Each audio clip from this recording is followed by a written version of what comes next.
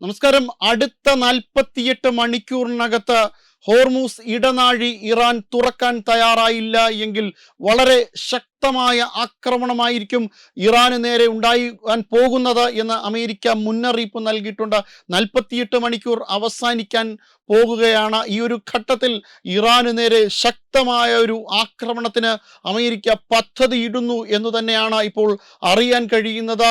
ഈ രീതിയിൽ അമേരിക്ക ആക്രമണം നടത്തിയാൽ ഗൾഫ് മേഖലയിലെ ഊർജ്ജ നിലയങ്ങൾ കേന്ദ്രീകരിച്ചുകൊണ്ടുള്ള ഒരു ആക്രമണം തന്നെയായിരിക്കും ഇറാന്റെ ഭാഗത്തു നിന്നും ഉണ്ടാകാൻ പോകുന്നത് എന്നാണ് ഇറാന്റെ ഇപ്പോഴത്തെ വെല്ലുവിളി. അതായത് അമേരിക്കയും ഈ രീതിയിൽ തന്നെയാണ് ഇറാന്റെ ഊർജ്ജ നിലയങ്ങൾ കേന്ദ്രീകരിച്ചുകൊണ്ട്, ഇറാന്റെ വൈദ്യുത നിലയങ്ങൾ കേന്ദ്രീകരിച്ചുകൊണ്ടുള്ള ശക്തമായ ഒരു ആക്രമണം തന്നെയായിരിക്കും അമേരിക്കയുടെ ഭാഗത്തുനിന്ന് ഉണ്ടാകാൻ പോകുക എന്നാണ് ഇപ്പോൾ അമേരിക്കയുടെ ഭാഗത്തു നിന്നുള്ള, ട്രംപിന്റെ ഭാഗത്തു നിന്നുള്ള ഒരു വെല്ലുവിളി ഉണ്ടായിരിക്കുന്നത്. അതായത് ഇറാനെ ബ്ലാക്ക് ഔട്ടിലാക്കും എന്ന് അമേരിക്കയും ഗൾഫ് മേഖലയെ ബ്ലാക്ക് ഔട്ടിലാക്കും എന്ന ഇറാനും ഒരു വലിയ രീതിയിലുള്ള ഭീഷണിയാണ് മുഴക്കിയിരിക്കുന്നത്. എന്തായാലും യുദ്ധത്തിന്റെ ഇപ്പോഴത്തുള്ള ഒരു നില പരിശോധിച്ചാൽ അത്യധികം ഭയാനകമായ ഒരു അവസ്ഥയിൽ കൂടിയാണ് ഈ യുദ്ധം മുന്നോട്ട് പോകുന്നത്. ക്രൂഡ് ഓയിലിന്റെ വില ഏകദേശം $111.25 മാറിയിരിക്കുന്നു. ഒരു ബാരലിന്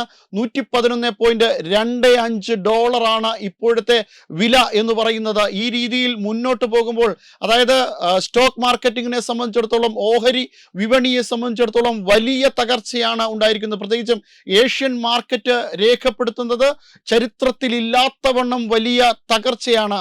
അതോടൊപ്പം തന്നെ ഹോർമൂസ് ഇടനാഴിയിൽ കൂടിയുള്ള കപ്പൽ ഗതാഗതം ചരിത്രത്തിലുള്ളതിൽ വെച്ച്, അതായത് വലിയ രീതിയിൽ ഒരു ഇടിവ് സംഭവിച്ചിട്ടുണ്ട്. സാധാരണഗതിയിൽ നിന്ന് അപേക്ഷിച്ച് 5% കപ്പലുകൾ മാത്രമാണ് ഇപ്പോൾ ഈ ട്രേഡ് റൂട്ടിലൂടെ പോകുന്നത്. വളരെ ബിസി ആയിട്ടുള്ള, വളരെ തിരക്കേറിയ ഒരു ട്രേഡ് റൂട്ടായിരുന്നു ഇത് എങ്കിൽ ലോകത്തിലെ ഏറ്റവും അധികം കപ്പലുകൾ സഞ്ചരിക്കുന്ന പാതകളിൽ ഒന്നായിരുന്നു ഹോർമൂസ് എങ്കിൽ ഇന്ന് അത് വളരെയധികം കുറഞ്ഞിരിക്കുന്നു. ഏറെക്കുറെ ഡെഡ് ആയിരിക്കുന്നു ആ പ്രദേശം.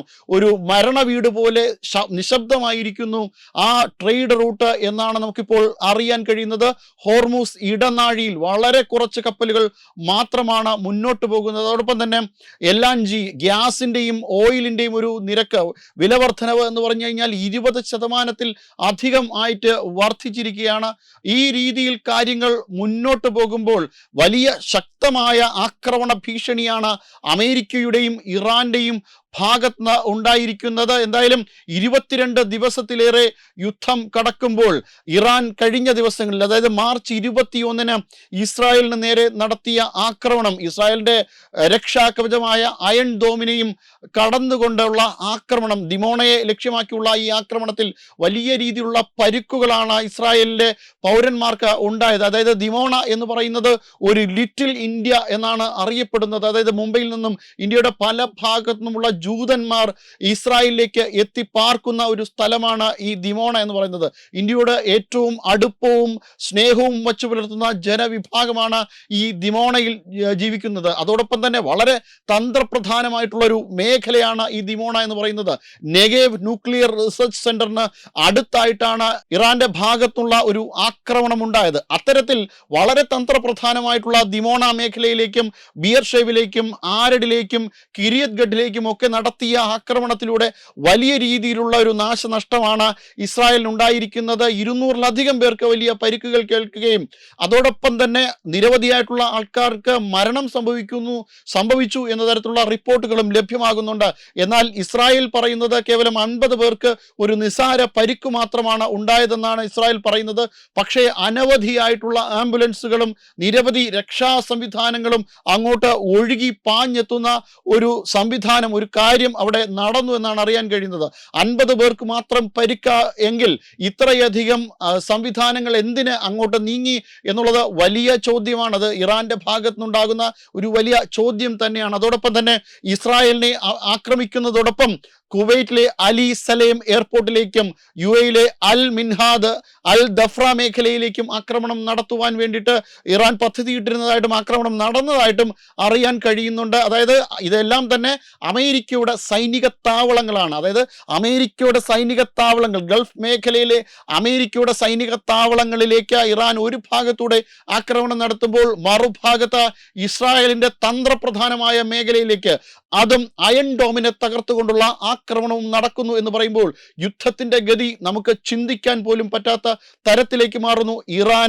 ഇറാനെ കുറിച്ച് ചിന്തിക്കുന്നതിലും വലിയ രീതിയിലാണ് ഇറാന്റെ ആയുധ സന്നാഹങ്ങൾ എന്നതാണ് ഇപ്പോൾ അമേരിക്കയെ അലട്ടുന്ന ഏറ്റവും പ്രധാനപ്പെട്ട പ്രശ്നം. ഈ പൊടിക്കാറ്റുകൾക്കിടയിൽ, ഇറാന്റെ മരുഭൂമികൾക്കിടയിൽ ഈ ആയുധങ്ങൾ ഒളിപ്പിച്ചു വയ്ക്കുന്നുണ്ട്.